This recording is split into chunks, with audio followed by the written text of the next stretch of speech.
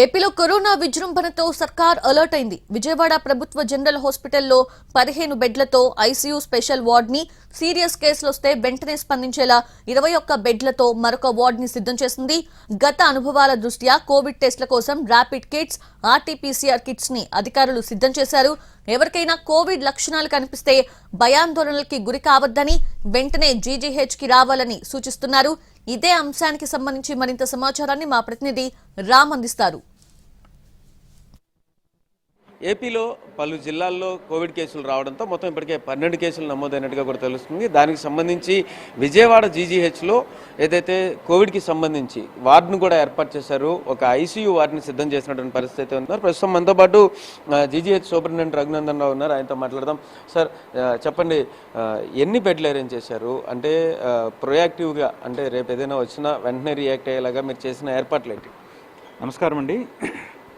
Honourable health minister గారు, secretary గారు, DME గారు, కలెక్టర్ గారు ఆదేశాల మేరకు జీజీహెచ్ విజయవాడలో ఒక సపరేట్గా వార్డు, ఐసోలేషన్ వార్డు అనేది ఏర్పాటు చేయడం జరిగింది. ఇది 15 బెడ్ల వార్డు.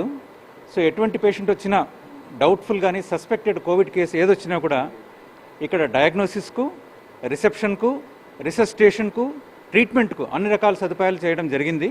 సో ఎవరు పేషెంట్ వచ్చినా ఎటువంటి అనుమానం లేకుండా ఏ టైంలో ఉన్నా జీజీహెచ్ విజయవాడని సంప్రదించవచ్చు.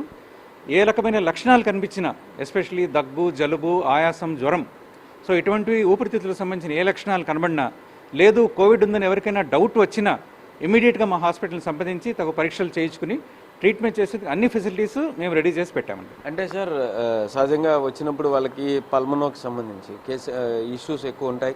అలాగే అప్పట్లో కొన్ని రెమిడీసివిర్ లాంటి ఇంజెక్షన్స్ దొరకలేదని ఇబ్బంది పడిన పరిస్థితులు ఉన్నాయి. ఒకవేళ అలాంటి కేసెస్ ఏమైనా కూడా వస్తే దానికి సంబంధించి రెడీనెస్ ఎలా ఉంది? తప్పకుండా అండి. కేసులు వచ్చిన తర్వాత మేము కన్ఫర్మేషన్ అనేది చాలా ఇంపార్టెంట్ మాకు.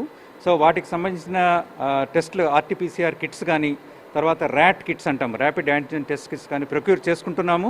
ఇవాళ మేము 50 వాటికి బయట నుంచి, అంటే లోకల్ పర్చేస్కి ఇమీడియట్గా అరేంజ్ చేసుకోవడం జరుగుతుంది. సో అటువంటి పేషెంట్ వచ్చినప్పుడు వాటికి సంబంధించిన మీరు చూస్తున్నారు ఇక్కడ అన్ని రకాల ఆక్సిజన్ ఫెసిలిటీస్ అవైలబుల్లో ఉన్నాయి.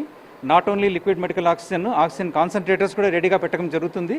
మనకు నంబర్ ఆఫ్ పేషెంట్స్ ఎక్కువ వచ్చినా కూడా ఎటువంటి భయాందోళనకు గురి కాకుండా అన్ని రకాల treatment, including all antibiotic injections as on date మనకు రెమిడెసివిర్ అనేది యూజ్ చేయడానికి గవర్నమెంట్ నుంచి పర్మిషన్ కావాలి. అంత తీవ్రత వచ్చిన కేసు ఏదైతే ఉందో తప్పకుండా మేము ఆ ఇంజెక్షన్లో ఇచ్చేందుకు రెడీగా ఉన్నాము. అందరు స్టాఫ్కు, including pulmonology, general medicine, nephrology, cardiology అందరికీ ఇన్ఫర్మేషన్ అయితే ఇవ్వడం జరిగింది. మీ విభాగాల్లో జాగ్రత్తగా మందులని అవైలబిలిటీలో పెట్టుకోండి. పర్సనల్గా అందరు పేషెంట్లకు ఇన్స్ట్రక్షన్ ఇవ్వండి. ఒకవేళ కోవిడ్ వచ్చినా వ్యాప్తి చెందకుండా ఏ మెజర్స్ తీసుకోవాలో ప్రతి వార్డులో పాటించాలి. Including ICN, infection control nursing అనేది ఎంత ఇంపార్టెంటో మీకు తెలుసు. లాస్ట్ టైం కోవిడ్ వ్యాప్తి చెందకుండా ఒక్కొక్క విభాగం మాత్రం ఎలా పనిచేయాలో వారికి కూడా చెప్పి ఎక్స్ప్లెయిన్ చేసి ఆ ప్రోటోకాల్స్ అన్నీ ఈ వార్డులో తప్పకుండా ఇమీడియట్గా పాటించమని ఇన్స్ట్రక్షన్స్ కూడా ఇవ్వడం జరిగింది. సార్, అయితే ప్రస్తుతం హీట్ వేవ్స్ ఎక్కువ ఉన్నాయి. ఓవర్ హీట్ నేపథ్యంలో కూడా చాలా ఎక్కువగా ఫీవర్ కేసెస్ ఎక్కువ వస్తున్నాయి. అటువంటి పరిస్థితుల్లో ఈ కోవిడ్ ఎఫెక్ట్ అనేది, అంటే దీనికి దాని ఫీవర్ కేసెస్ ఏమైనా, దాని ఎఫెక్ట్ ఎలా ఉంటుంది, దాని రిజల్ట్, దానివల్ల కూడా ఏమన్నా దీనికి వచ్చే అవకాశం ఉందా? ఫార్చునేట్లీ మనకు హీట్ అనేది ఎక్కువ ఉండడం అనేది కోవిడ్కి ఒక మంచిది యాక్చువల్గా. ఎందుకంటే స్ప్రెడ్ అనేది తక్కువగా ఉంటుంది. వాతావరణంలో మాయిశ్చర్ పెరిగే కొద్దీ, వర్షాలు వచ్చే కొద్దీ, చలికాలం వచ్చే కొద్దీ ఈ కోవిడ్ వ్యాప్తి చెందేందుకు ఎక్కువగా అవకాశం ఉంటుంది. ఫార్చునేట్లీ అది లేదనే నమ్ముతున్నాము. మేము 47 శాంపిల్స్ ఇంతవరకు టెస్ట్ చేయడం జరిగింది గత 4 నెలలుగా మన ఎస్ఎంసి విజయవాడలో. ఫార్చునేట్లీ ఒక శాంపిల్ కూడా పాజిటివ్ రాలేదండి. నిన్ననే ఒక 8 శాంపిల్స్ అనేది టెస్ట్ చేయడం జరిగింది. అందులో ఒకటి కూడా పాజిటివ్ రాలేదు. బట్ ఎంతమంది వచ్చినప్పటికీ వారికి ఎటువంటి టెస్టింగ్ కానీ, వైద్య సదుపాయాలు కానీ అవసరమైనవన్నీ కల్పించేందుకు అన్ని రకాల ప్రణాళికలు, అన్ని రకాల సిబ్బంది అందరినీ రెడీ చేస్తున్నామండి. సో ఎటువంటి భయాందోళనలకు, ఎటువంటి భయభ్రాంతులకు ప్రజలు గురవలసిన అవసరం లేదు. Complete care will be taken at GGH Vijayawada. మొత్తం ఎన్ని బెడ్స్? ఇప్పుడు 15 బెడ్లు ఇక్కడ పెట్టామండి. ఇది కాకుండా ఐసోలేషన్ వార్డ్ అని మాకు ఒక సపరేట్గా ఉంది. Where serious patients will be kept, where spread is more expected. అంటే ఊపిరితిత్తులు సివియర్ కాంప్లికేషన్స్ ఉన్న వారికి, వాళ్ళలో కొంతమంది డయేరియాతో రావచ్చు. సో ఇటువంటి వారికి సపరేట్ వార్డు కూడా మొత్తం 21 బెడ్లు రెడీ చేయడం జరిగిందండి జీజీహెచ్ విజయవాడలో. కెమెరా పర్సన్ నానితో రామ్, ఎన్టీవీ.